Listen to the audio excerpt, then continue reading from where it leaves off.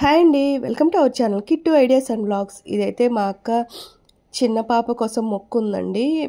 తూకం మొక్కు ఇక్కడ టెంపుల్లో. మా అక్క వాళ్ళు డైలీ ఇక్కడ భజన చేస్తారు, అన్ని పూజలు చేస్తారు. సో ఇక్కడ మన పూజను మనమే చేసుకోవచ్చు. ఇక్కడ పంతులు గారు అట్లా ఏమీ ఉండరు.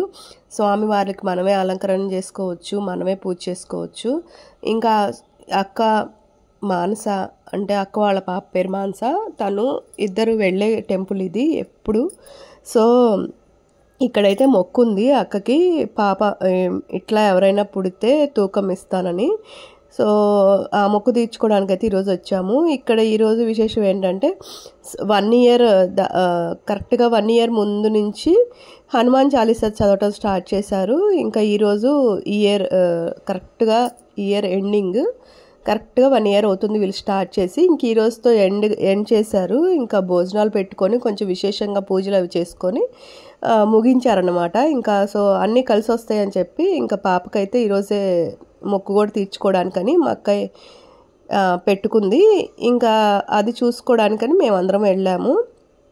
ఇంక భజన అయితే చాలీసా అయితే ఎర్లీ మార్నింగ్ 3కి స్టార్ట్ చేసి అయిపోయింది. చాలా ఫాస్ట్గా ఫినిష్ చేశారు. మళ్ళీ ఈ కార్యక్రమం భోజనాలు ఇవన్నీ ఉన్నాయని చెప్పి. సో ఇక్కడైతే లోపల పంతులు గారు పూజ చేస్తున్నారు. ఇలా విశేషాలు అప్పుడు మాత్రమే పంతులు గారు వస్తారు. నార్మల్ టైంలో వీళ్ళే పూజ చేసుకుంటారు. ఇంకా పాపకి తూకం వేయడానికి ఆ పూజ కార్యక్రమం అదంతా జరుగుతూ ఉంది లోపల. మేమేమో కూర్చొని ఉన్నాము లోపల అంతా. ఇంక ఇక్కడైతే అందరూ పూజ చేశారు. పూజ చేయటం అయిపోయిన తర్వాత ఇంకా తూకం కార్యక్రమం అయితే స్టార్ట్ చేశారు.